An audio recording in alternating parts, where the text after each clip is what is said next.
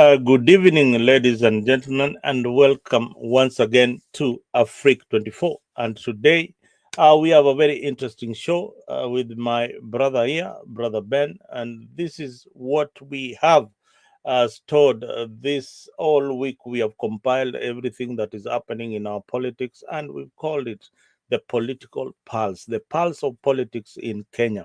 And good evening, to all of you who are watching, whether you are watching on other platforms who are not subscribed to Afrique or Brother Ben, karibuni sana katika Afrique. And today we have an interesting show. Kwa hivyo chukua kahawa pale utulie, tukupatie maneno. But before I start this particular edition, I want to welcome my brother. Karibu sana Brother Ben, na usalimia watu. Mzalendo, asante sana kwa kutupatia nafasi asubuhi ya leo ili tuzungumze na wenzetu wale ambao wanaungana na sisi na pia wale watakuja kututazama baada ya kipindi. Asante sana. Asanteni sana, karibuni, and nashukuru kwa kujumika na wewe na vile umepata nafasi kuwa katika hii show la Afrika. Watazamaji, Kiswahili chetu si mzuri sana, lakini tunajaribu kienzi katika hizi show, tunajaribu sana tuongee lugha ambao utaelewa kule nyumbani, na tutaichanganyisha kidogo ndio maneno ifike mahali inafaa kufika. Mahali hatuwezi tamka na Kiswahili ama na Kizungu, tutaongea hata pengine lugha ya mama. But utanirai kama nitakosea, utaniakosoa ukiwa kule nyumbani, uniambie pale kwa comment section, bwana Mzalendo, hapo umekosea. But anyway, good evening and let's kabla hujajikaribisha watu, unajua kwa kila mara huwa tunasahau sana, tunaona kwamba wale ambao wamependa sana kuzungumzia lugha ya mama ama wale wanatumia lugha ya mama kuzungumza ni labda ni wale ambao wajaendelea kidunia sana. Na unapata hawajasoma, lakini unapata wale ambao wanakuja kututembelea, tuseme kwamba mtu labda ametoka Marekani, ametoka kule tuseme kwamba nchi ya Ulaya, amekuja Kenya, jamaa kazungumza ama katamka neno kwa Kiswahili, tunapata tunasherekea sisi. Wanatuelekea na maana amejuaje Kiswahili, na hata ukisikia na vile anaitamka inaonesha kwamba hii ni lugha ambayo amejifunza, si lugha la mama. Lakini sisi unapata kwamba hatuenzi sana lugha ya mama. Unapata hata katika shule zetu ama maeneo ambayo sisi tunasomea, unapata kwamba moto yao ama kila kitu ni kwa Kiingereza. Inamaanisha kuwa hatufurahii sana vitu vyetu. Tunaiga na tunafurahia zile za nje. Ni kwamba tunaona tukizungumza Kiingereza vizuri ndio tutakuwa tunaona kwamba sisi tumefika. So inafaa sisi pia tujifunze kujivunia yale ni yetu, tujifunze na tutakuwa tuko sawa. Kweli kabisa brother Ben. Haya, karibuni sana katika show la Afrika, and today, and before I even begin into our local topics, let's acknowledge the significance of an event that happened this week. And I know Ben, you will talk about it. If kama wewe ni Mkatoliki, Papa Leo the 14th ama ni Papa Leo the 16th. Pope ameteuliwa. Papa anajiita Pope Leo, ama utamuita Papa, anaitwa Papa na Kiswahili. Pope Leo ameteuliwa na Wakatoliki wamefurahi sana, na sisi pia Wakristo tumefurahi, ulimwengu mzima.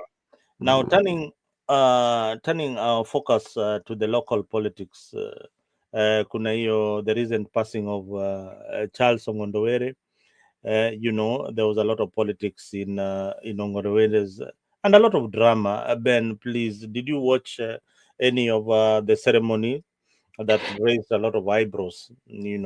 I did follow it very keenly from time he was airlifted from Nairobi to Kabunde Mhm. to the procession and even the burial. And there's few things that I really picked from it. To start with, when they were in the procession, I think when they reached Kindu Bay, one of the sons of the late came out and Mhm. on top of the vehicle that they were in, and greeted the mourners, and he talked about ODM, and I was just questioning myself, like, in that juncture, when you've lost your pillar, where do you get that strength to address the mourners? And in a political, it was like a political addressing, like it was not that in mourning, so I still question myself. I say, like, then he was very courageous, and he had the energy to have that, to address people. So that is something that I really saw. Then the following day, yeah, that was yesterday. The entire, when you look at the ceremony itself, it went from a ceremony to a political. So the political took the center stage, and at some point you'd see the families. I think, to me, the families were not given a decent time to bid goodbye for their departed one, because when you look at the life of human being, our lives have three major stages that are very important in our lives. One is when you are born. When you are born, your parents will celebrate because the new generation has been brought into the world, and people will celebrate, and people also cry too. And that is a cry of joy, because this is something new. A new generation is coming. There's also that time when you get married, or any of you get married. That one also is a celebration, and people do cry tears of joy usually, engulf such like occasions. But the last one is when you depart. Now we are seeing you for the last time, and now you are going to meet with our ancestors, or you're going to meet your maker. That is usually very, very, very critical. That's where people mourn, because they mourn because there's a gap that is left, because once he's gone, you are not going to meet him. He's gone forever. When you meet him, it is going to be a spirit, and you will say, oh, we met him, and maybe it's like, this is not a good spirit. And when you look at the ceremony itself, if you followed it, I think the, the people of Kasipul did not get enough time to mourn their leader. Even the family members did not get time to mourn the leader. I feel the politics took the center stage of everything, and even how the party carried it on. So I might be wrong in my observation, but to me, I think the politics took a center stage, and that is a reminder, especially to the families whom their loved ones, or their fathers, their mothers, are in politics. They should have that psychological preparation, that in the event that Mhm. we lose one of us who is very active in politics, the politics will always take the center stage. The day that we are seeing him, or the departed, we are burying him. Oh, yes, so you have to get prepared, that of the politics, emotions, and everything that will surpass what All right. happens. Yeah, I get your point. I get your point, brother Ben. But what misses out in your in just to add on what you said is that Yeah. you're forgetting that we have the politics of dynasty. Hii ndio inaitwaga siasa ya dynasty. Yeah, Mm, when your father was so prominent in Kenyan politics, you are mm, expected to inherit that prominence. That leaves the people. That is where our politics is, especially in these main political parties, ODM yeah. and UDA. When a prominent figure who has been in politics for long, like Ong'ondo Were, you Mm-hmm. if you are in good books with the party leader, then Mm-hmm. they will definitely give you the ticket to carry on the legacy of your father. Does it beg the question that whether we have democracies in these parties or whether the locals of Kasipul will be given a chance to elect a leader that they want. Because there's a lot of politics in Kasipul constituency. Will the people of Kasipul get a chance? Yeah, being that ODM is the dominant party in that particular area, will they have a chance to go to a free and fair primary and elect a leader of their choice? No, I don't think so, because from the beginning, the inheritance of the constituency or the member of parliament for Kasipul had already been initiated the very moment the departed soul went, because this was informed to me immediately. I saw the son of the Ong'ondo Were, especially addressing the mourners when the procession was coming from Kabunde. They were headed home, and that one gave me the signal that the son might be one of those, or the deal has been sealed. And this was confirmed yesterday, especially when members of parliament really advocated for that, especially to the Right Honorable Prime Minister Raila Odinga, from all the divides. And my question, the way you are asking about the democracy and the people of Kabondo Kasipul, I may not speak on their behalf because I do not know what they really want or what kind of a member of parliament they want. But me, what I would say from the look of things is still a young person, and my worry is he prepared for politics?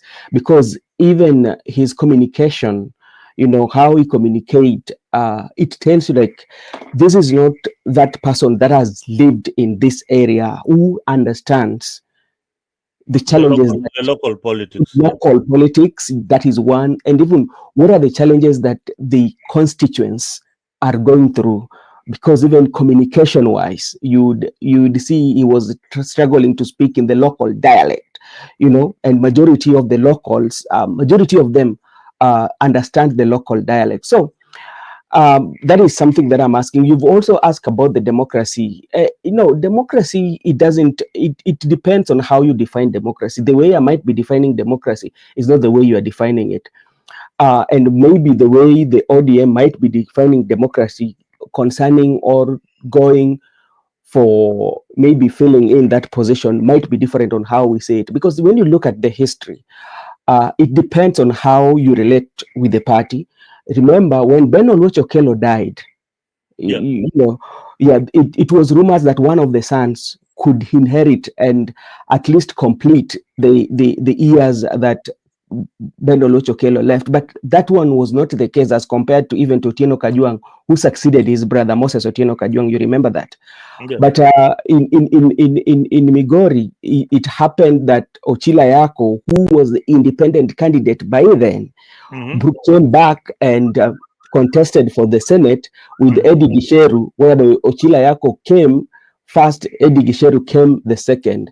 So, and you tend to ask yourself, where do we apply this democracy, whereby we say that it happens here, the son or the wife has to continue, it happens in another areas, no, the son or the family members has not to continue. So that's why I was telling you, it depends on how you define democracy and how closest and loyalty are you to the party or to the party, to the party itself.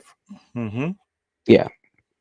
Wow, how are you close to the party? Today we've got a new definition of democracy from Brother Ben. Democracy is so straightforward, Brother Ben. Democracy is not rocket science the way you want to put it. Democracy is a very straightforward question, or a very straightforward process. And most parties have turned democracy to be something that, there are other forms of democracy where you can select and democratically and say that, that is your part of your party structure in choosing leadership. You can anoint that this is the way we are going to choose the particular leader in this particular area. But having said that, The father is not yet even 24 hours into his grave. And here we are talking about inheritance.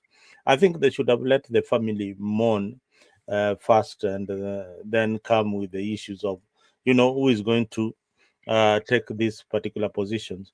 But what happened in that funeral? They turned it into an ODM kind of rally. Yeah, it was like an ODM kind of event. Where they had this big political rally, and they had invited everybody else. Listen to the governor of Oman. Support the broad-based, because that is the promise we gave to Baba, and we also gave to the President, William Ruto. But I said here the other day that this Homa Bay and this entire region is an ODM zone. And we will defend ODM. We will defend our party. We will fight for our party. We will stay strong for our party. That is what I said. Some people mistook it to mean that I was saying that the funeral of Ong'ondo Were, only ODM people should come. That is not the truth. This family alone is from Mount Kenya to the lake. The family alone. So I could not have been saying that. Everybody is welcome here. But this particular zone, this particular area, is an ODM zone. And as we move forward, we will be going to the by-election here in Kasipul, Ugunja, and other places. We just want to be clear that we don't want to be in competition with our allies. We want cooperation. We want to work together to ensure that these seats that were ODM seats remain ODM seats, and we move forward as an ODM team and a united ODM family. United ODM family. United ODM. Na mimi niliona watu wengine walikuwa wamejipeleka huko wa Munyoro. Wakaanza kutusi baba. Wanasimama pale kwa stage, wanasema huyo mzee sijui yako namna gani, huyu mzee sijui yako namna gani. Mimi nataka niwaelezee, huyu baba wetu huyu ndio tunampigania. Huyu ndio tunamtegemea na ndio baba wa Kenya. Ukimtusi tunakutusi. Ukimtusi tunakufanyia nini? Ukimdharau tunakudharau. Ukimdharau tunafanya nini? Tunakudharau. Hiyo ndio mambo yetu. Na vile nyinyi mlitusi mzee, sisi hatuna masaa na nyinyi watu wa kutusi mzee, hatuko huko. You are our ministers in the broad-based. We support you. We stand with you. We are behind you. Yeah, do your work. We support you. And so far, you people have done a good job. You have made a difference. Mheshimiwa Mbadi, you are on TV, and you are saying things that make sense to the common mwananchi. You are translating them. This Opio and I, sometimes I see you in Bomet, sometimes you are in Kilifi, sometimes you are in... But when you come to Homa Bay, talk about Homa Bay and what matters to the people of Homa Bay. What you go to Kilifi, talk about Kilifi and what matters to them. That is how it is done. When you come to Homa Bay Mbadi, you tell us about how money is circulating and percolating in Homa Bay. That is how it is done. And there is nothing absolutely wrong with you outlining your agenda for this region as your agenda for the other regions in this country. Kosa wacho gigomaraj, koro kisungu maduma madongo go kuginen. Dakupame kisungu gomera. Adu golo gudu fuadi mondo babo ngeni Homa Bay no DM zone golo gudu. All right, that anyway. Let me thank Donald Juma for joining Afrique, and Enoch Asante Sana for being on the comment section. We will engage with you on the comment section if you have got any question that you want to ask this my co-host and guest here, Brother Ben. Please do so on the comment section. Those who are watching from Tembei platform, make sure that you subscribe to Afrique 24. I've sent the link out there for you to subscribe to Afrique 24. Asante Sana. Here is a link. Subscribe to Afrique 24. This particular show You can watch, and if you want to join, I may request my co-host, pengine tutakupatia nafasi, but kwa sasa wacha tujadiliane kidogo na ile mambo inafanyika Kenya, alafu ndio tuweze kukupatia wenzetu nafasi, ili pia saa zile tuna open mic waweze kuingia kwenye studio na tujadiliane nao. Anyway, Brother Ben, you've had Gladys Wanga talking hapo, akiongea na vishindo kabisa. This is an ODM zone. What did you notice in this funeral? I told you earlier that my view, the political took the center stage, and one thing that usually happens, there's a new word that usually we do use, especially in political field right now, the present worship. You would see that present worship sense of it. Present worship for team, because you know, we know that Baba is the ODM founder and is the ODM member. We know that it's not something new in the political domain, you know, and when you remind that if you do that, we will do that, but we always know on how the Kenyan politics is always run. Now, let me come to this is ODM zone. It is usually true because we have the way our politics are. We call them the regions, the regionalism of our politics, where there are places whereby a particular party demand or command larger following. That said and done, that one does not qualify you to deny other constituents in that area to go for options. Yeah, because you cannot say we are not, we don't want any other party to come and vie, or do we want these things to be kept to ODM? One, our constitution, when you look at our constitution, when we come to the political parties' rights, what does it talk about? It talks about association, and you can associate with any political party. It doesn't matter whether that party has the majority, you know, in that particular area. Each and every person should be given a chance to choose from many if they feel that that particular person can solve the challenges of that particular region. It doesn't matter. I told you earlier, yesterday, the other day I was having a guest from Uganda, and one thing that we were talking about is that, like, a party does not solve the challenges that people have in that particular area, but the person who solves those challenges is the leader that is elected. You might have the party might be good, but the person that is elected does not know or does not understand the challenges that the constituents are going through. You cannot tell me that now we should just keep quiet because that is a party zone, you know. Yeah, and you cannot lock it. So I think we should open democratic space. If you want to open democratic space for each and everyone, let us try. If it is working, yes. If somebody can come in and people compete on ideology, let us not compete on violence, or let us not compete on zoning. Let us bring our ideology, a particular person, this is area, because all of you who wants to compete, you are a residents of that area. You know the challenges. The only difference, or the only thing that makes you have different views, is a political party. But you are a resident, you want to assist the same people.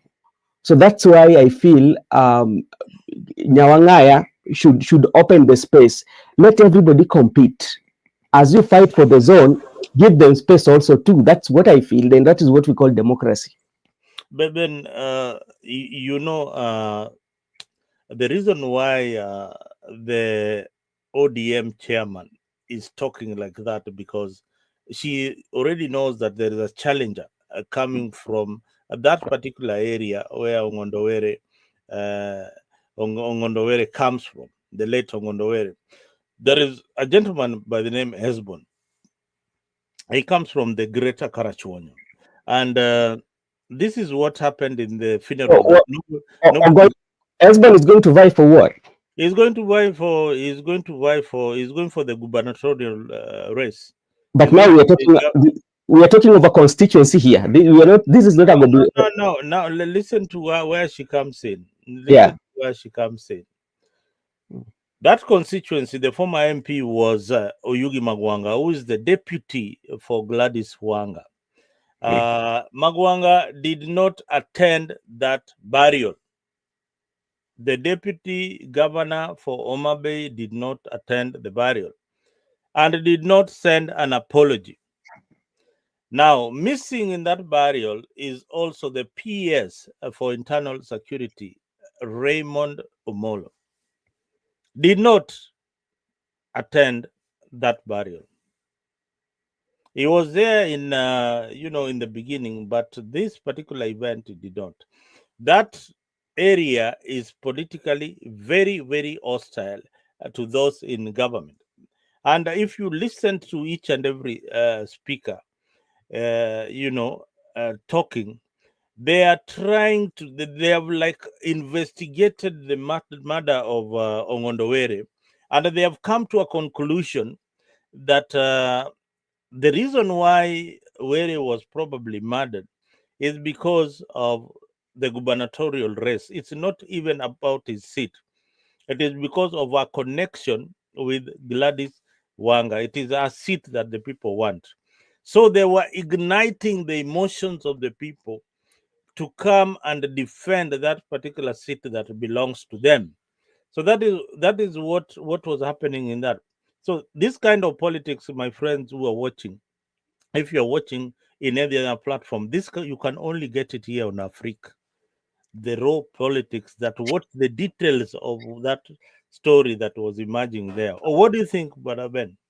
To me, I'm not very sure about the gubernatorial, and I would want to focus especially on the constituency where and the reason why I want to concentrate on the constituency, because politics politics is interest, and politics also is full of betrayal. When you're talking about Raymond Omolo, the brother is called Esbon Omolo. Esbon Omolo is vying for the governor's seat of Homa Bay. Yeah, but 2027, he has already started campaigns. Yes, that's okay, because but anything can, as you said about the emotion and weeping about the emotion, that is true.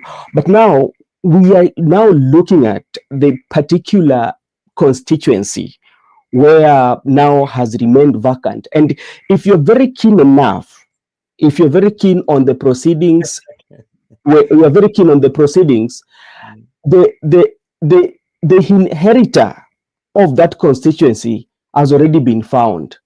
We are just waiting for the IEBC to start working. Yeah, when they start to work, they will the by-election, and if the by-election will come, I guarantee you, is going to be the son of Ong'ondo Were. It is a dynasty already. That one has already been decided. It's not a dynasty. It's not a dynasty. It's heredity. Yeah, I'm talking about negotiated democracy, if the best word that I can use, because I derived this from what the leaders were saying, especially including the members of parliament who came to mourn their colleague. Yeah, they were advocating for the son. Yeah, even if you're very keen on. Okay, Ben. Where are the rights of the people of Kasipul?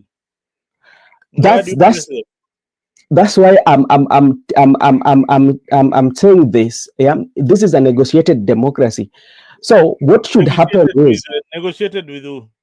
The ODM has negotiated it amongst themselves, because that one even is blocking other members who will be going to nomination. There are not going to be nomination. There's going to be a direct ticket. Oh, there's going to be a direct ticket to the guy who's to Ong'ondo Were's son. Get it from me. I'm reading it. I'm reading it from the situation. I'm reading it from what transpired yesterday during the burial. So that is my take. Wow.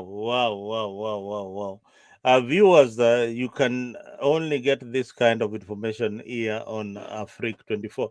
And I see Gypsy Corner. Gypsy Corner is asking one question. Hey, Mzalendo amefanya nini tena ndugu yangu? Mzalendo. Mzalendo, why do we always judge individuals by not attending a funeral? It could be about commitment. Boss. There, you know, when your wife doesn't turn up on your funeral day, then you must ask questions. I hope I answered you. If people will ask, if your son does not turn on your funeral day, people will ask questions. Why didn't they turn up? But they were there on the other days. But on this particular day, even the majority leader in parliament did not show up. Maybe if you allow me, I can talk about the majority leader, and I might take a different perspective, especially in majority leader, and that one might raise a question or might give me a red flag, especially because right now, you know, what we have a broad-based government, and the broad-based government is a government whereby everybody is fighting. There are people who are fighting to make it popular, or there's people who are fighting to convince people that is working.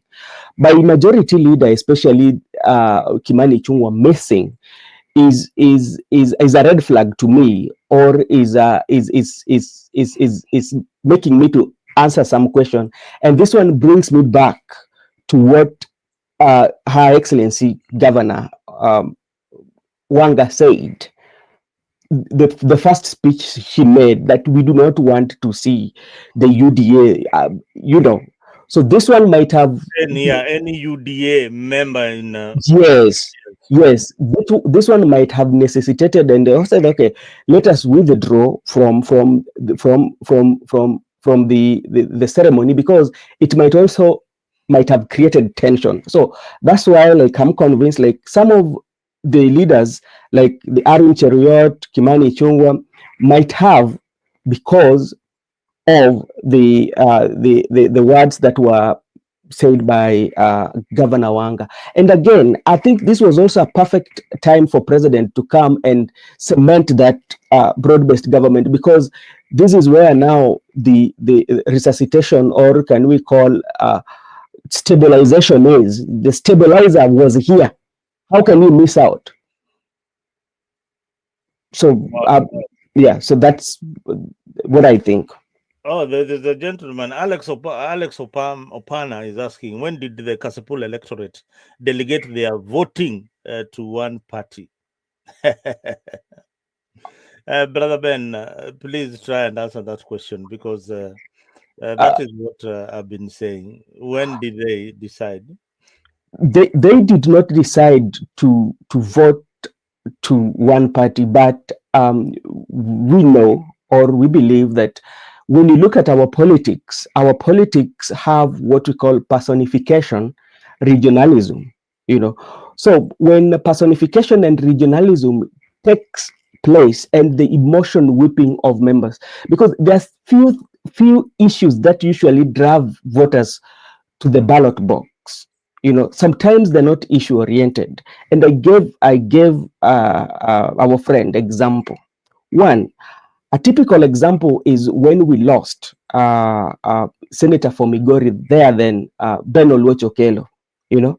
And Ben Oluoch Okello, if they could have been going with the tradition, one of the sons or the wife could have inherited that seat and continue for the remaining years, the way it has been happening in some other areas. I gave you example of Moses Otieno Kajwang. When we lost Bado Mapambano, the seat was given to the family. But when you look at what happened in Ben Oluoch Okello, that was not the case. Now you come to Ong'ondo Were's place, you see what from the look of things. So it's a negotiated democracy. Yeah. All right, Ben, we have dwelled very much on that, but there's a bigger story here that just happened on that funeral also. Edwin Sifuna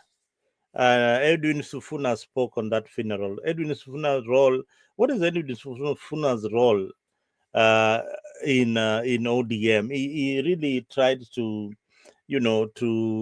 tell those who have been criticizing him.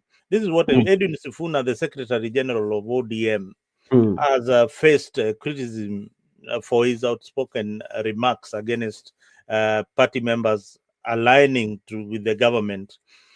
Party leader Raila Odinga acknowledged Sifuna's role as mhm. the official spokesperson, but advised Sifuna to moderate his tone.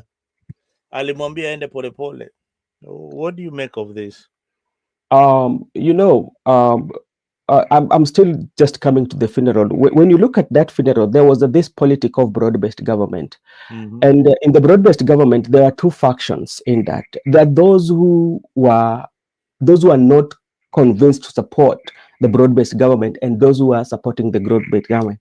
And what I'm trying to look at on how Baba has used equilibrium to balance each one of them, and they are at the same level, whereby you find, especially the likes of Edwin Sifuna saying that we are not in government, you know, and Mbadi is saying we are in government, and the Baba is telling you what Edwin Sifuna speaks.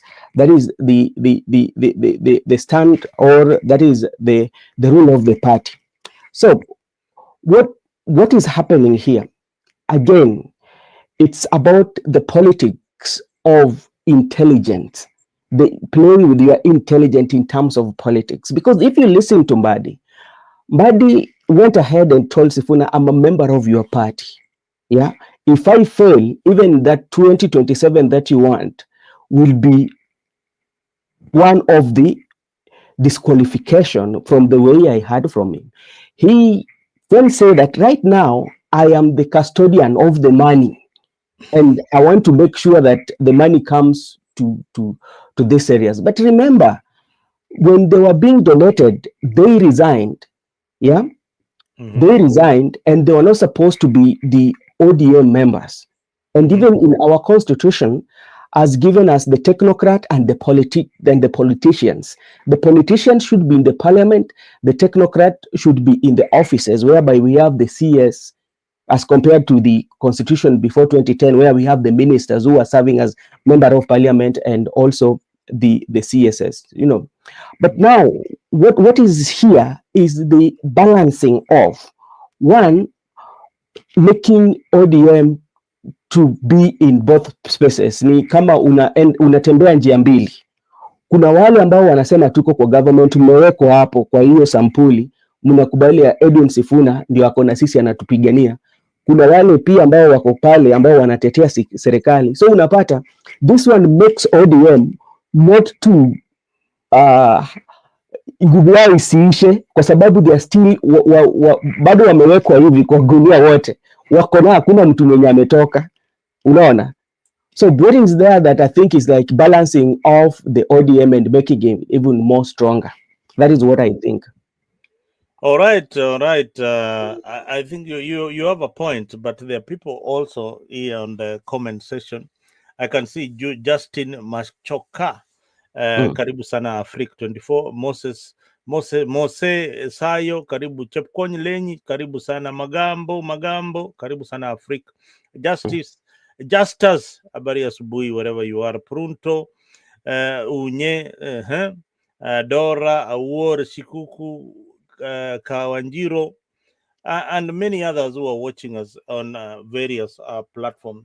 This is Africa 24, and if you have not subscribed and you are watching us from our sister channel, Mtembei, make sure that you subscribe to Africa so that you get the latest information that we have on this particular channel. And please, I also want you to share your thoughts of Ong'ondo Were. I want you to share your thoughts on who this guy was. If you ever come across, if you ever knew anything, share memories or thoughts about the MP, the late MP Ong'ondo Were, and we will share with the rest of Kenyans what you think about this MP. Now, Ben, before Yes. we even finish this story, there is a lot of stories around Ong'ondo Were that I need us to wrap up completely about the circumstances of his death. What do you think in less than 2 minutes, 5 minutes? Um, uh, I cannot kind of like come and maybe make a comment that I'm very sure of, but I'm still waiting to see the report, especially from the authorities who are doing investigation. But from the look of things, it is like maybe it was politically motivated, as also said by Raila, Honorable Raila, and everybody is looking at that angle, you know. And I saw even Aroko. Aroko was also one of those people who were mentioned into it. But if you listen to what Aroko said, it still points about the politics of Homa Bay. And the politics of Homa Bay tend to be one of the interesting politics. It is Uh, not interesting. It is yeah, goonish. and It is, that's why I'm looking at it. I'm calling it yeah. interesting in terms of how they carry out their politics, Mhm. because 95% of the politics that they do is more or less of violence. Because you can remember very well, even the PS prior, he talked about it and he said that it is time that, okay, we should change the kind of politics that we are doing. The other day you saw what happened in Dewa, and what is happening again. And somebody's hand was chopped off. Yeah. So And and somebody died. Not even alikufa. yeah, No investigation. Now this is now what is intriguing. yeah. The same governor, the governor who is in charge of Homa Bay County, did not even speak about the death of that gentleman who died in Diwa. Did not speak even about the hand that was chopped off in somewhere in Diwa. It did Mm, not. She did not even call for peace. Hey, watu mm, wakae na amani tuchaguane. The party leader. uh, What the director of communication, Mr. Italian, Paul Sana Filippo, uh, uh, this is what he said, that ODM conducted a very peaceful delegates selection, and there was no violence and all that. What nonsense is that? This party is mad with a lot of violence. Look at. Let me tell you a story. If you go to Orange House at the yeah. gate, ukiingia tu kwa gate hivi, you are ushered in by watu wako wamebeba kifua, wamebeba sijui wanaenda vita gani. I don't know ni vita gani hao watu wanaenda. I don't know whether No, all these political parties have got bouncers on their gate. no, Kuna watu wakina nani I've never visited Orange House because like I'm not a politician. I've never mpaka visited. uonekane unaka kitambi kidogo kama mimi hivi na Eh, na aka kashingo kadogo, hii umekula kidogo, mm, hapo wewe ni mheshimiwa direct, na uingie na gari eh, hapo, lazima utoanishwe. mhm. Mheshimiwa toa. And uliona, I don't know whether Babu Owino spoke in this at this funeral. Babu spoke. By the way, Babu I spoke, and I wanted to hear his speech in this no, particular funeral. Babu What spoke. did he say? Yeah, Babu spoke, and he spoke well. And at the last minute, he said, even he can run for presidency. And the funny part of it was, there was somebody was the MC was telling them, okay, you just come and ongea tu kidogo na utoke, lakini Babu aliongea. And before even we wrap up, because there's so many in this funeral that we have to look at. There's a lot we need to cover ndio tuende mahali ingine. No, yeah, there are two significant issues that or two personalities. One, James Orengo was missing. Yeah, James Orengo was missing. Yeah, James Orengo was missing. Two, Anyang' Nyong'o was missing too, but I can understand the one for His Excellency Anyang' Nyong'o from Kisumu. But James Orengo was missing, and I did not. I don't know whether there was a communication, the reason why, or did somebody send his condolences message. I did not. Then another funny part of it was, there were members of parliament that did not speak until Right Honorable Prime Minister came, especially the members that are allied to UDA. And if you listen to their speech, you know, the speech was full of praise to the Right Honorable Prime Minister, forgetting even like they were in the funeral. The funeral came last. Oh, people of Ong'ondo Were and their family, you know, yeah. And there was a lady, I cannot remember her name, but talks about Wamunyoro and all that. Au walikuwa wamesumbiwa wale watu na nini na nini. And it tells you, I told you the other day when we were talking, the way everybody talked, there's what we called tribal democracy in our country. And that is what our politics usually runs on. Our politics runs on what we call tribalism or tribal democracy, whereby what usually is part of our list is tribal, followed by the position. Two things, the presidency and the tribal. Those are the top in our list in our politics. Yeah. People cannot, the members, the leaders who are there, nobody talks about so much about development, but talking about now we've come together. Wale watu wacha hata wakae pale wanatutukana au ni shida yao kwa sababu wao ni wakabila. Na pia sasa umekuja tembea kwetu. Tukule sisi unajua wewe umetusaidia tena, tunashukuru kwa sababu sasa tuko pamoja. Na hiyo inanikumbusha jambo lingine. Mandela Kambarage, marehemu Julius Kambarage Nyerere alikuwa amesema maendeleo iko na vitu vingapi? Yeah. Vijana, ardhi na siasa mzuri. Ukiwa na hizo utakuwa uko na maendeleo. Siasa mzuri alikuwa anazungumzia sana Mwalimu Julius Kambarage Nyerere. Siasa mzuri, ardhi na vijana. Nguzo tatu maendeleo. Nyerere bwana huyo alikuwa ni mzalendo, a Pan-Africanist kabisa. Huyo wa Tanzania walibarikiwa na kiongozi mwenye hekima. Tanzania hata huyu the late Magufuli hawakuwa naye kwa muda, lakini zile maendeleo alileta kule Tanzania boss, angepatiwa tu nafasi na Mwenyezi Mungu amalize term yake kama president, Tanzania ingekuwa mbali sana sana sana. Anyway, let us not forget the ongoing court appeal involving the deputy president Gachagua. Technically, court of appeal unajua imesema nini?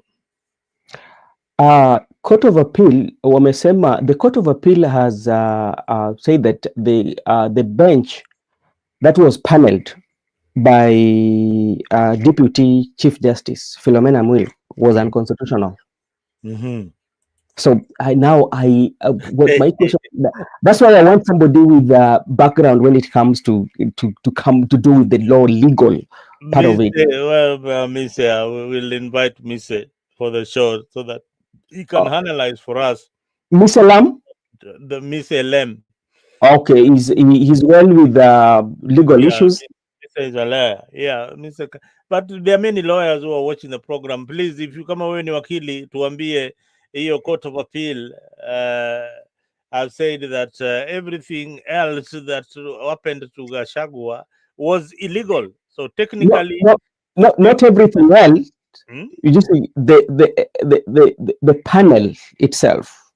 The panel that was constituted by Mwilu was illegal. So even the outcome of the process is illegal. That is what it means. But one thing that for sure, even how the processes was done could raise uproar, because look at how it was so fast, that nothing has ever been so fast in our country like the impeachment of Rigathi Gachagua. Yeah. It was so fast in terms of even gazettement, everything was moving into place. So we are waiting for it. Let me see what this. Read what Julia says. I'm seeing Julia has written something. Where is Julia? Yeah, this is what Julia says. I'm not a lawyer, but CJ will have to constitute another panel. So if CJ constitute another panel, what will be the position of Rigathi Gachagua? He's still the vice president. Hmm? That's what I want to know. Eh? So technically CJ amesema, CJ hajaongea, ni following that ruling. Yeah. Under the background definitely of that proceedings. Yep. Now the legal implication. Yeah. Now the chief justice will definitely have to constitute a bench to hear that case, the significant constitutional matters arising as per that particular ruling. Oh my God, nimekuwa msapere. So from there, yep,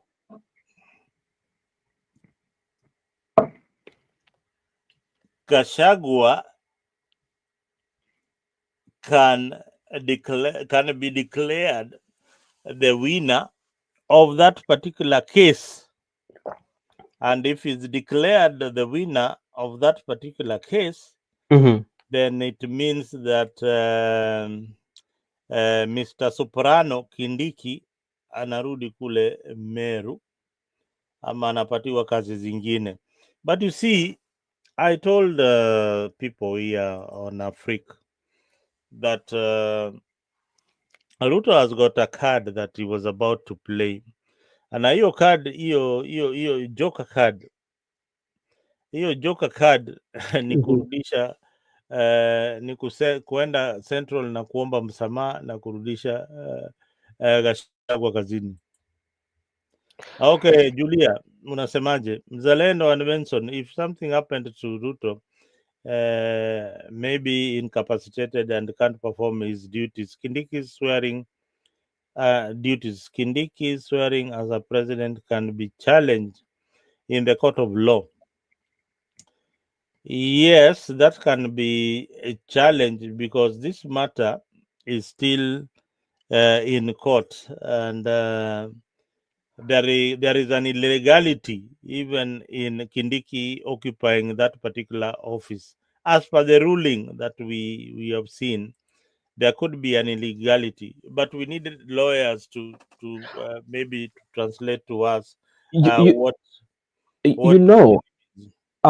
even on how Mr. Kindiki, the current deputy president, on how he came to be the deputy president is still questionable, and this is where sometimes we usually get it wrong. When we initiate such legal matters, especially in Kenya, or when we initiate any process, we usually don't look beyond what we are doing. We don't think of repercussions that are coming. We try to kind of like close the loopholes that we are seeing, or the loopholes that are within our range to see, but we don't look at maybe 10 years to come what will happen. And that is the same case with now what is happening with Orengo. Just in case if they think they can impeach Orengo, who is the next person to be the governor? The deputy. But how Rasanga has never been in. Have you ever heard of Rasanga ever since they disagreed with Orengo and the party? Rasanga is not the deputy. The deputy is called Oduol. Yeah, sorry, Oduol. Yeah, I mean Oduol. When sorry. So when did Oduol even go to the office? The other time I was meeting Ben. Mambo ya deputy governor, we need another program, a whole program. Those DJs, they don't have any role in Kenya. That is a very useless office. Yeah, it is. Hata kama huyu sasa nakwambia, when did you ever hear of the deputy governor of Homa Bay, Magwanga? What do they do? Even if I ask you, who, like for Kisumu, who is the deputy governor for Kisumu? I don't even know him. No, it's Owili. Owili is the deputy governor from Nyakach. Yeah, because you come from that area, you know. Me, I don't know him. What does he do? Yeah, anafanya kazi gani? We don't even know him. So this story is a deputy nanini. These are very useless positions. But anyway, on the issue of Gachagua, this matter has been referred to the CJ for further interpretation, or if the CJ is going to constitute a bench, then she'll have to do it immediately to deliberate on the matter. So hiyo mambo iko closed up. We can't deliberate any further on that matter. We wait need a for legal mind to constitute a bench so that tusikie hiyo maneno ya nani imefika wapi. So ulikuwa unaongea mambo ya Orengo. We had said that he was absent in Were's funeral. That was a bit awkward. No apologies sent, and the people of Sia, I didn't even see them attend that particular funeral. So, guys, in the comment section, asante sana Julia for sending your views on this particular matter. We also want you guys on the comment section to participate so that we have an interactive program. Any questions that you post there, we will try as much as possible to answer. And we have a wonderful panelist here and guest by the name Ben. He will try and you know, answer some of your questions. But again, we move to the issue of before the commercial break. We move to that issue of this other guy, the IBC chairman. The IBC, you know, something that I would say about him, because like though I watched his interview, technically when I look at his CV, he's qualified and is new. Something that came to us, to many, by surprise, including myself, because we had already made opinion on who is going to be the chair. We were looking at Nyachae and Amadi and the lady. So Ben, hold your thought, please. Hold your thought as we go for a commercial break. Naambiwa na director, lazima we take a small break, then we can come back with more stories on that particular issue. Subiri hapo. As a lawyer, I would already be comfortable because I have the knowledge and the tools and to analyze the law, to interpret it, to find it. And more importantly, because my role at the National Commission on Human Rights was actually based on legislative review, I should be able, as the chairman, to lead my commission, commissioners and secretariat and the stakeholders, in proposing, in making a case for reviews where, legal reviews where those are necessary. The Constitution calls upon us to ensure the elections are free from violence, intimidation, harassment. Those skills I have, for example, in the past, then maybe if I explain some of the things that I used to do at UNDP. We supported this country to come up with the conflict early warning and early response system. It is there, it is working, it's called WIANO. Even applying for this job is pressure itself. I will speak from my heart. There are those who say, congratulations, go for it, you have what it takes. Then there are those who are saying, no. You're going there, you're going to die, they're going to beat you, they're going to do this, all this negativity. And the sum total of it, when I soul search myself, I say, but even if I don't go there, who will do it?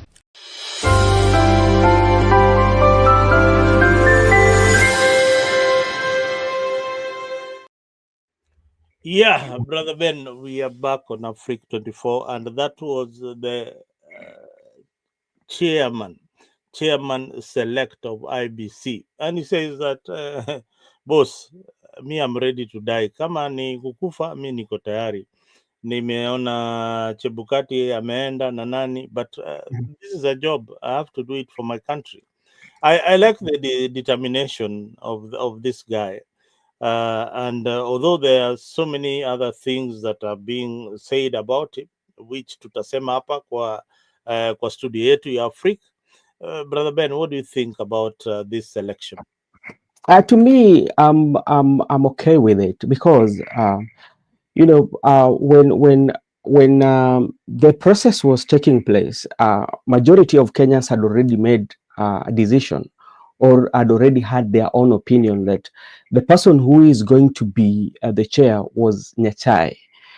But it turned out to be not him.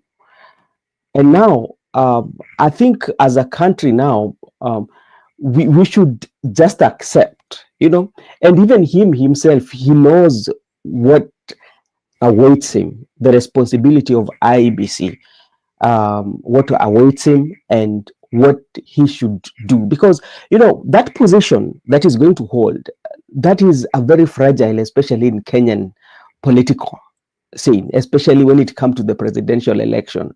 As I told you, presidential election in Kenya is so much competitive and so much fragile. I don't know what is so much good about the president of Kenya, such that it is one of those positions that when it comes to election, is usually very, very fragile, as I said earlier. So he's upon himself. Yeah, if he feels that he's going to handle it, it's okay. But another thing, the issue now people are talking about is related to Nanok. Nanok is working in the office of the president. Even if somebody was given a chance, you will still have a literature about that person, because so many of these professionals, they've worked with these politicians, at some point, or they've worked with the relative of the politicians, because those histories are there. You will not get somebody just fresh who has come from his work or from his employment direct to here without even having some influence of politicians. But how I wish that he knows what awaits him and he puts the interests of the country first and shelve the political godfathers, So because, like, if you look at IBC, even in the last general election, it was divided. And the reason why it was divided is the trust that we do not have even amongst ourselves. Even the politician, even when you come to this broad-based government, the trust is not there. Kila mtu anashuku mwingine, huyu labda anaweza toka, wakina nani wajaingia.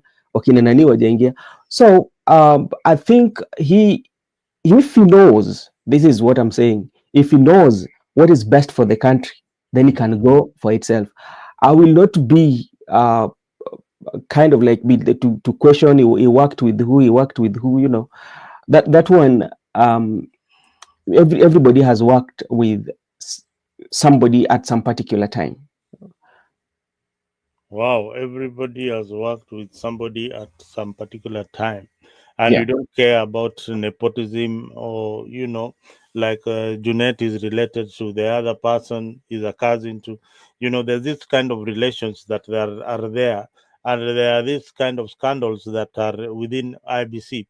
And one lady wrote an article about, she's called Kombe.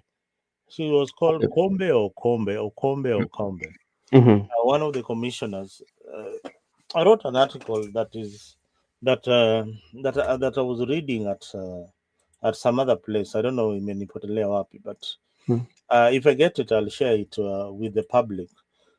She wrote a very interesting article on the selection of the IBC chair lady, chairman. Sorry.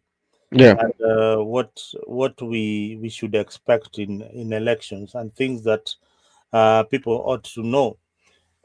Apart from just seeing the selection of the people, there is a lot of politicians who are involved in these selections, and you'll find that commissioners.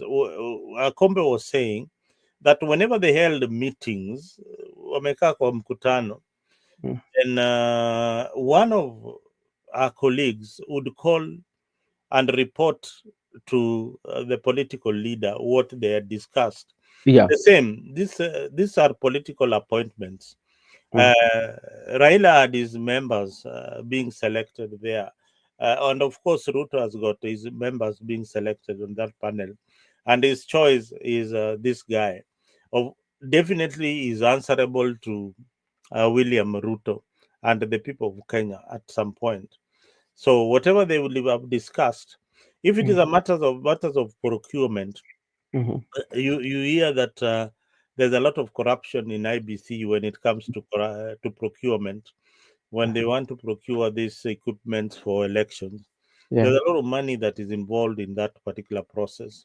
So politicians want also to get a chunk of this, of some of these tenders, and they front their proxies in the name of commissioners. Even those commissioners wale walikataa kusign ile election ya kwa ile ilipita, those ones were allied to Raila's wing. Hao walikuwa pande ya Azimio are the ones who had selected them to represent them in IBC. So even in these particular elections, as ODM has got its team, inaitwaje, Kenya Kwanza has got its members within that. I don't know whether the civil society is represented or the Law Society of Kenya is represented in that panel. But if what we pray to the new chairman of IBC is that people of Kenya want a free and fair election. One, they want a process that can be verified. Yeah, a process that they can be sure that their vote really counted. So Edong Etkon, Erastus Edong Edang Etkon, jina pia wa by the time kura yenyu ibiwe, hii jina lazima mtakuwa mmejua kuipronounce. So this is the guy who has been tasked. Is very young. We wish him the best, and we also hope that he's going to do a lot of consultation with the civil society and Kenyans in general, so that we see the problem in our electoral process. But as we all know, Ben, hii rigging ya 2027 kama wengine wanasema imeanza tu. Hey Ben, you didn't tell me why was this guy not selected? Something that I might I think it was because based on maybe based on how the relation he had with the president, because remember during the 2022 general election he wanted to vie as a I think like he tried to vie as a UDA member during the nomination, or he was affiliated to the president, you know. So I think that one could have even raised more eyebrows if it could have been, you know. And even if the guy that is brought on board, at least even if people are raising those eyebrows, it's at least understandable that nobody knew him. The people just came to know him when the president called his name. Now they start to dig more about him. But for Nyachae, people already knew that he was very close to the president, you know. So that could have made the president to go for the new guy. Another thing that maybe president might have decided to go for the new guy is that the president also is trying to build that trust with the people. You know that the public deficit that the president have with the people, you know. So he's trying something new to bring that hope to people who still do not have faith in him, and say that, okay, I'm bringing new people, and trying to tell you that this ground is very neutral. So if I beat you in 2027, don't bring any issue like he was somebody who is allied to me. So that's why I think maybe the president decided to go for a new face. All right, guys at home, this is our question. Do you trust the IBC process and why or not? Your voice matters. Leave a comment on Afrique. Go to our page on Facebook or on YouTube. Sana sana YouTube pale. Leave a comment and we will be able to share your comment here on live broadcast. And what else did we not talk about this man? This man was he was he is now the is now is those lawyers for counties. What is the name referred to those people who represent the county? Do The you call county it attorney the counter? is the county attorney for Turkana. Yeah, Turkana, na yeye ni tunasikia ni cousin ya Nanok, but anyway that does not really matter. That does not really matter. You What know, Mzalendo, mm, as I told you earlier, in the country Kenya, hautapata tu mtu ambaye labda mwenye ana mtu ambaye labda alifanya naye kazi ama mtu ambaye ana mtu ambaye ni mwanafamilia. Hapo inakuwaga ni mwanafamilia, so inakuwa tu ile kitu ambacho labda something that we could have prayed for is the 202 moment, the 202 moment whereby everybody would come out in large number and vote overwhelmingly. Then that one would be Benson. I don't believe Ruto has intention of being neutral by that, and that's why I was telling you, even you see like that doubt, that's why we might have gone for somebody who is very new to kill that doubt that so many people have, because politics is about playing with the public gallery, yeah, you know, but all these IBC chairpersons, there have been people that we didn't even know. Tell me of any that you knew before. We no only come to hear them. Hey, oh, no this one was a member I, of I it. I don't know. Me like no Chebukati, I had never heard of Chebukati until he became the IBC chair. No, I knew Chebukati because he was a strong member of ODM. Me, I'd never seen him participating in any of ADM, even never. With me, I had that when he became the IBC chair. He was not an active member of ODM. Haukukuwa unamuona kwa press conference, Yeah, he but was not, right, but alijaribu alijaribu kuomba kura lakini akashindwa. kushindwa. Yeah, aliomba tu kura, lakini si ati alikuwa wale Western Kenya leaders wale ungeona karibu na Mudavadi kila wakati wakikuwa na press No, conference. No. hapana, hakukuwa mtu kama huyo. He was a silent member, just like the same as this guy. This guy is he could be very, very political, but is silent. He's very, very silent, but he's well grounded in the politics. Mm-hmm. Yeah, so the only thing that might happen here is the only thing, what will be the driving factor? Those are the things that are going to change the election results. What are the driving factors to the ballot box, especially for Kenyans? The driving factor. Yeah, what drives you to the ballot box? What is going to drive the majority of people? What is it in that ballot box that you want to change? Because maybe those who feel like, okay, broad-based government, I don't want a broad-based government. So you come out in large number and make sure you vote in large number overwhelmingly, then you will.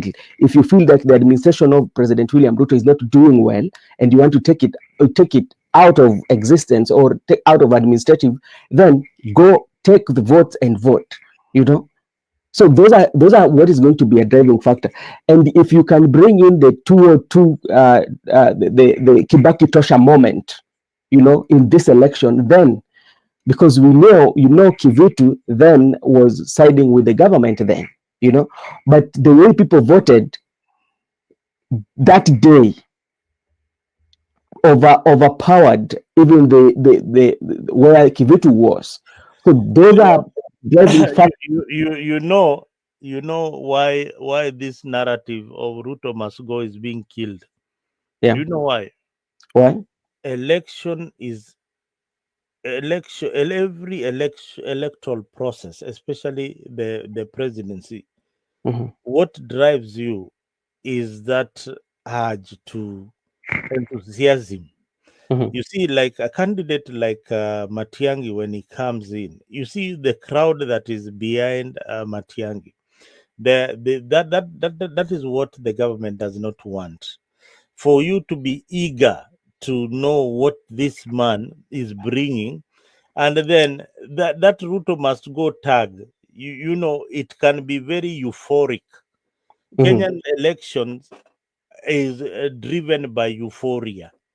It is me again. It is us against the incumbent. There's never about policy. It's never like this election that is coming.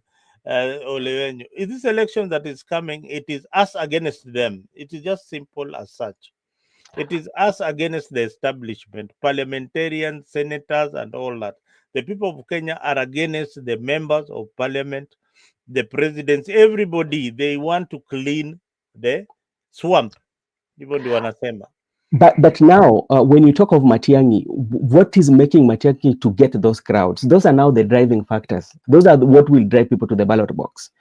Yeah, Matiang'i brings in a fresh breath, new in the political scene, a community that feels that and you will be backed by these small other other communities, because Kisii community is not like the Luo or the Kikuyu or the Kalenjin. It is a smaller community. If they get a push from the Kikuyu community and the Western and the Luya community and the Gen Zs generally.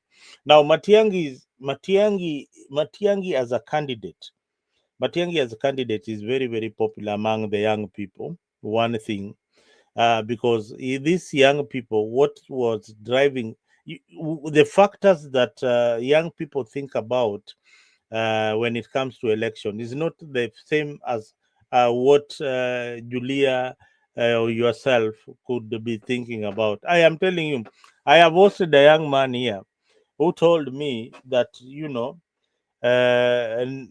Mzalendo, you think that when you do a road in my village, that is very important to me. No, that is not important to me. What is important to me is having money in my pocket, because those roads I can easily fly home with a chopper. And again, I live in the city. If I go in the village, I want it to be different from where I live. But So that is interesting to me. It does not matter the roads; it matters the pocket, the money that I have. But now, Mzalendo, do you know now? That's why I'm saying that kind of reasoning is a very good reasoning. At the same time, it cannot make the economy grow, because even if you fly to the village, what about those who are in the village? Those who have farm produce, how will their produce reach the market if infrastructure is not in good shape? You see, you are telling a young person that ile kazi umewaletea ni kazi ya mjengo ama kazi ya kuchimba mtaro. Yeah, a few years ago that was very appealing to a certain group of young people, but today these young people they will not go. How many young people in your village unaona wanaamka asubuhi wanaenda kwa shamba? They need a lot of I Mzalendo, I want to disagree with you, because let us focus and in terms of job.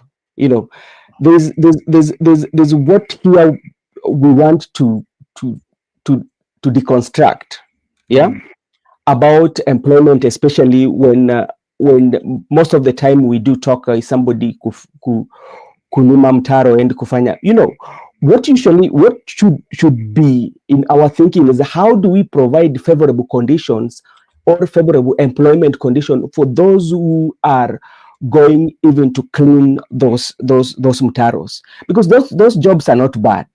The reason why we rate them as low qualifying job is how they are treated.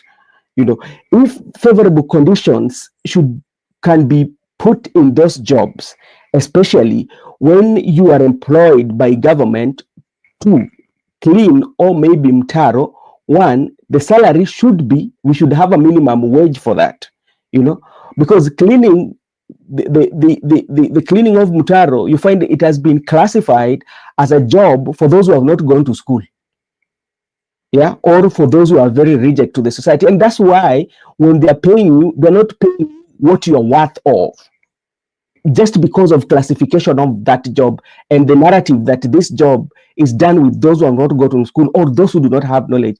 But when we go to other countries, those jobs are well paying because they are catered for. Yeah. You find that those who are doing those jobs, they have insurance. Those who are doing those jobs, they are earning vacations.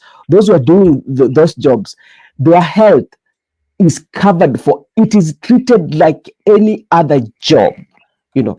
So first of all, we have to disclassify them like these are jobs that are meant for people who did not go to school, and create a favorable condition for them and pay them as people, because they're dealing with the environment, if to say.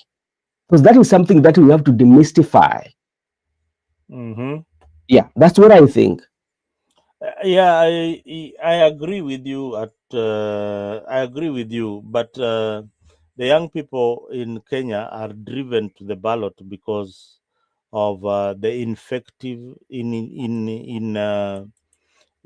because of corruption and government effectiveness in dealing with the issues that affect these young people. This is a generation that is emerging. It's a generation of technology. It's a generation that needs. I've got their economic challenges that are in Kenya today that they feel that the government is not addressing properly. The issue of corruption. These are the things that young people have got the desire to change. You know, they have got the desire to change the issue of political dynasties. They have got that drive that, you know, these people have been there for a very long time, and it is our time to take over. And you've seen Uhuru Kenyatta really pushing that kind of agenda.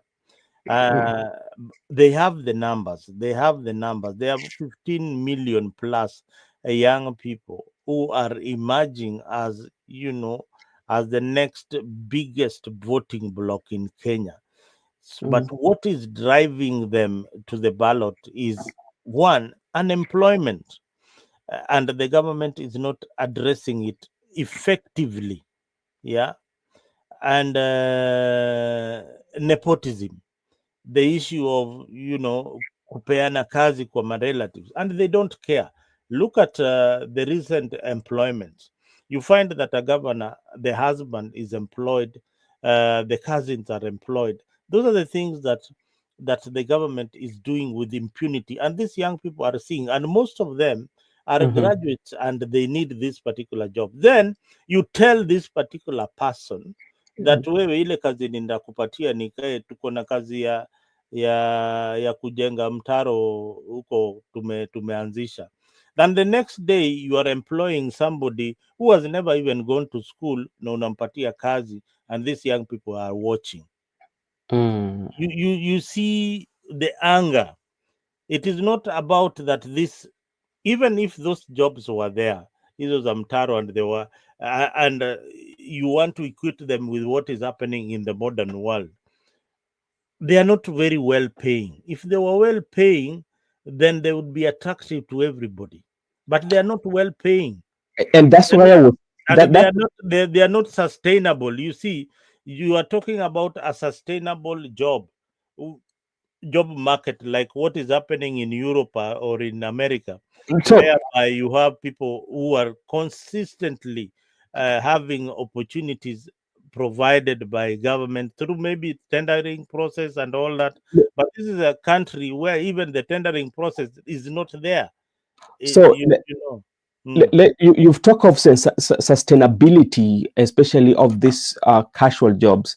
First of all, let's just bring our discussion and looking at the jobs of mutaro or kusaidia kusafisha, sindio? Yeah, sindio, hata hizo. when do you think like Kenya will have a better drainage system? Kenya can only have a better drainage system if we clean the swamp, we change the leadership that we have. And And let me tell you, let me even when is that going to happen? Wait a minute. Is it that we didn't have a drainage system before? We did, but we had. We had those, but what you have to remember, what happened to them? The population is growing. We have new buildings coming up, and when these buildings are coming up, we are not developing new ones. Who is supposed to look at the issues of infrastructure at the county level, issues of development? Isn't it the county government? Yeah, it is the leaders. Are the leaders who are supposed to do that? They are the leaders that you have voted for and elected. And what are they doing instead? What are they doing? They take bribes and they allow you to build houses in riparian land. They allow you to build houses on road reserves. They allowed you to build houses and hotels on school compounds, and that is the problem. I don't know, but like even as we go on to solve those, but like what I would say, is to give these jobs dignity, because and not to be left. Let's say that okay, so and so cannot do because of this. Because the reason why that one is happening is because we don't give them very good payment. We don't see them as jobs.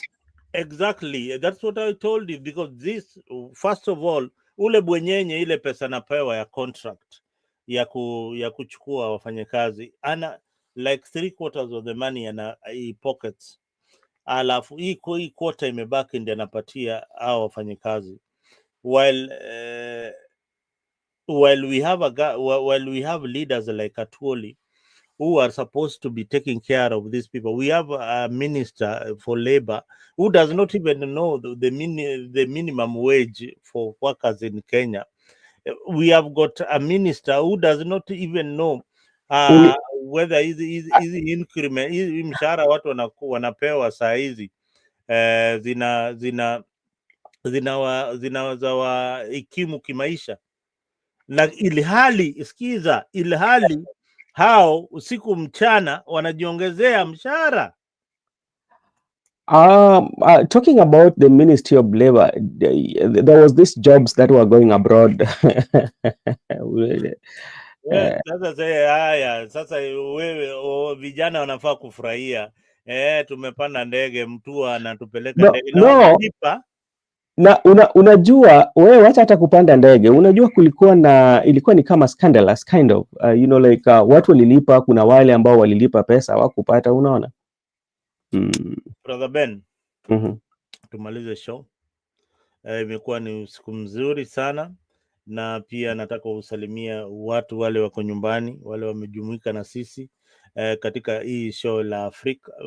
Siku ingine Julia, panda kwenye jukwaa ili tukuone, uweze kutuangazia umepotea wapi. Hapa Afrika maneno ni yale matamu na maneno ni ile bado tunataka mageuzi, lakini mageuzi ya kimsingi, mageuzi ile itatusaidia, si mageuzi ya kikabila, mageuzi ile itasaidia uchumi wa Kenya, mageuzi ile itatusaidia sisi kama wananchi wa Kenya tuweze kufaidika, na pia kama serikali inaweza kutusikia wakati tunakuwa na show kama hii. Najua wakati mingi sana unasikia wakitamka mzalendo, komeni kabisa. Mzalendo tu ndio anawaambia haki na ukweli wa maneno mbali maliko.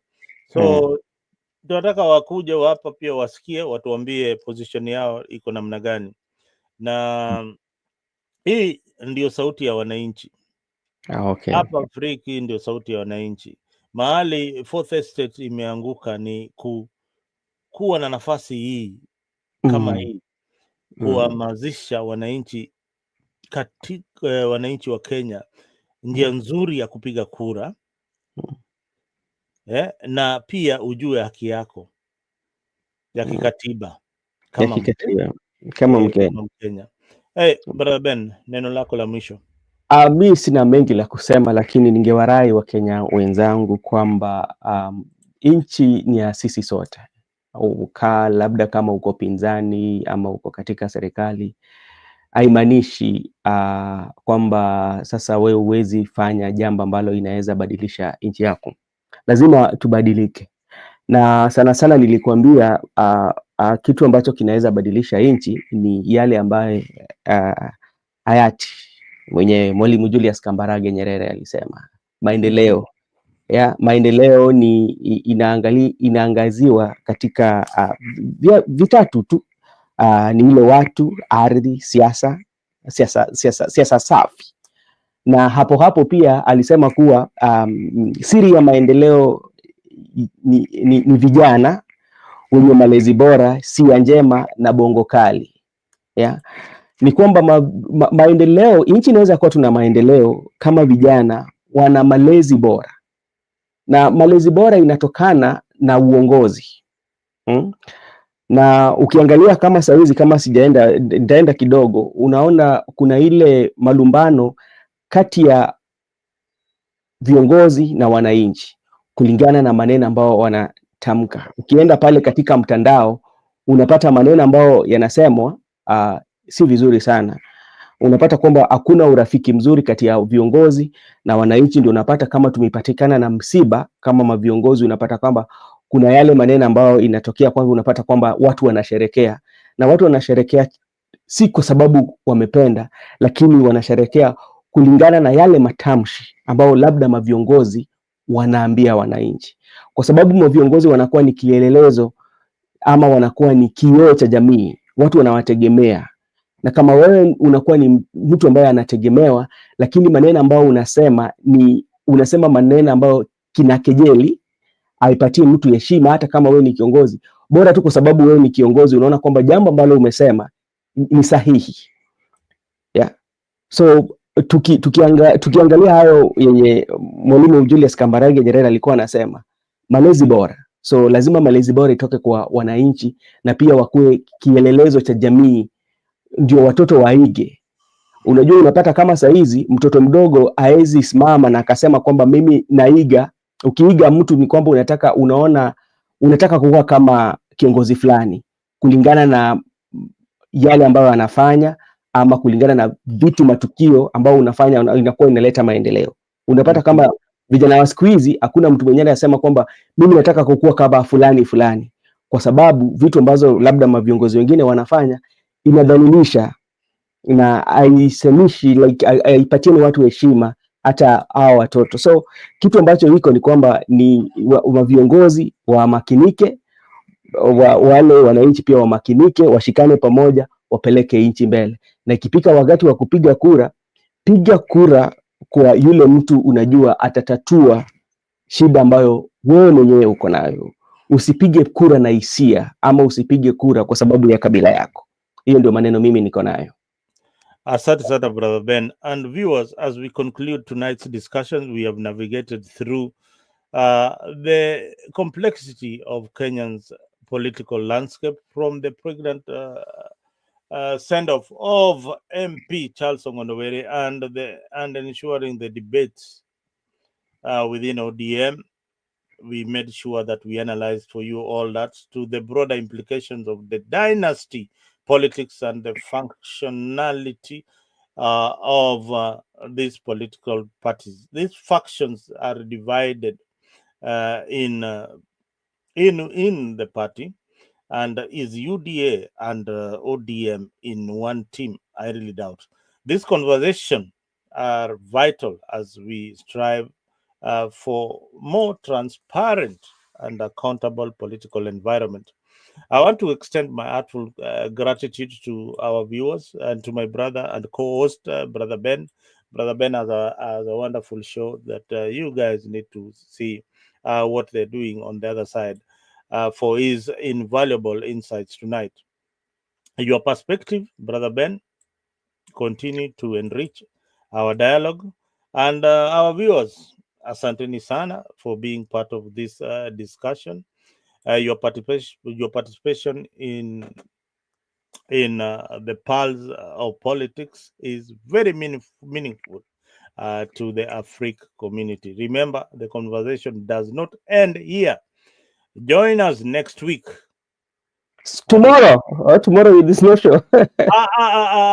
Tomorrow. No. For this particular edition, lazima join us next week on Friday with Brother Ben.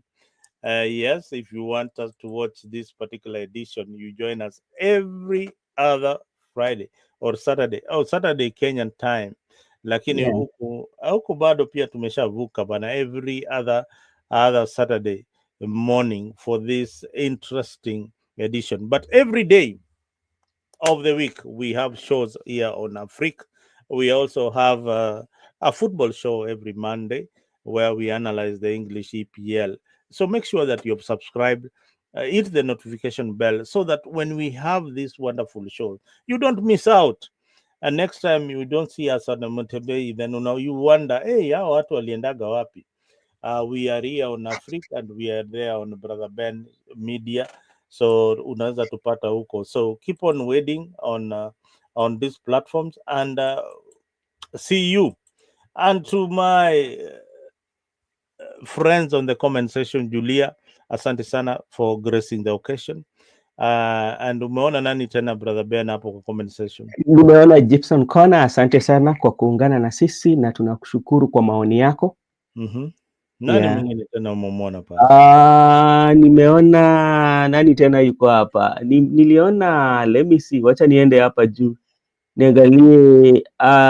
Leo tumekuwa na, niliona Kevin Odhiambo was also here with us. Yes, we had Kevin Odhiambo on my side. I can see him. All right, let me tell you, 40 people are still watching us and 12 more are still on the line.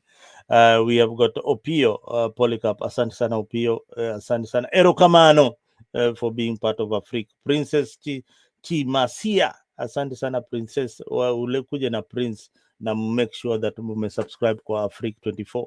And Brother Benson Media. Raf, asante sana Raf is a good friend of mine.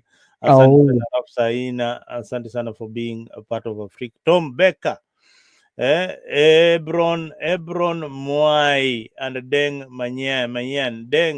Deng hii ni jina ya Kisudanese pale. Deng huyo ni watu wale marafiki zangu kutoka kule Southern Sudan. I hope huko Sudan sasa mmepata amani na tayari kupigana. Uko na ukoo huko? Bana, mimi na ukoo huko bana, huko Sudan. Huko ndio tulitoka, huko ndio kina yaye. Utapata kuna ndugu yangu pale baba pia pengine alitupa mbegu pale, kuna Mzalendo pale. Labda tutoe tu ubishi kidogo. Kusema kweli, unajua uko wako kweli ama unasema tu kwa sababu labda nyinyi ni Nilotic? Sasa lazima useme kwamba mlitoka huko. Bwana wewe unataka turudi tena kwenye show ni kuonyeshe mahali tulitoka kama Wazalendo Wajaluo, maana ndio tukafika pale tuko sahi. Unataka ni kuonyesha hiyo msafara kutoka along River Nile mpaka mahali tumefika leo? Labda unajua ama kuna kitu unataka kusema? Sema ngoja usilale ukiwa na hofu. No, sitaki kulala nikiwa na hofu. Unajua kitu inakuwaga cha muhimu sana ni kwamba kujua historia yako. Inakuwaga ni muhimu sana. Kama mimi najua pale mababu zetu, babu na babu za mababu zetu walitoka. Lakini kuna pale ambapo mimi najua hapa nikiambiwa naweza sema, kwa sababu mimi najua pia kuna wenzetu ambao wanatoka Sudan, vile kuna wale wenzetu ambao pia wako nchi za Uganda na Ethiopia kule. Lakini sasa tukitaka kuangalia tu wewe mwenyewe kama wewe familia yako, unajua kizazi yani kizazi yako tu yako ya babu yako, unajua kizazi cha ngapi? Unaweza fuatilia kizazi cha ngapi? Kwa sababu wewe ni kizazi cha ngapi wewe kwenu? Wewe mimi naweza kukwambia naweza fika kizazi cha 3. Lakini beyond hapo bana, hata babu yangu anaweza kuambia bana, hapo siwezi jua hata bibi yake alikuwa ni nani. So kuna mambo ingine hata wewe mwenyewe ukiambiwa bibi ya anaitwa the great grandfather yako alikuwa ni nani, hauwezi jua. Haya, clan yenu inaitwaje? Clan. Sisi clan jina inaitwa Ng'ondo. That is Ng'ondo clan. Yeah. Ng'ondo ni mwanaume. Bibi yake alikuwa ni nani? Bibi siwezi jua kwa sababu unaona tayari hapo tu. Hapo tayari. Wacha pali hatutasikilizana ni hivi. Unajua mtu anajulikana kwa kina baba. Mtu anajulikana kwa kina baba. Julia, mara mingi Julia wenye wanatoka Central hawatasikizana na wewe sana unajua ndio maana kwanza nasema mimi huwa nikiongea nasema kwamba lazima tusherekee mila na desturi zetu, kwa sababu kila mtu Mungu aliwapatia mila na desturi zao ambao sisi hatuelewi. Tukisema kwamba mtu kama Julia anajua mila na desturi yao ambao kuna mahali ambao inaweza fika wanasherekea, lakini kama kwetu sisi tunajua kwamba sisi tukitaka kujulikana tunajulikana kwa jina la baba, ndio inakuwa inatawala sana. Jina la mama inakuwa imenyamaza. Ndio maana unapata hata kama mama ameoleka atachukua jina la baba, ile jina lake kutoka kwa kina baba inapotea. Na hata ukikuja hapa tuseme katika lugha ya Kimombo kuna kitu inaitwa landlord.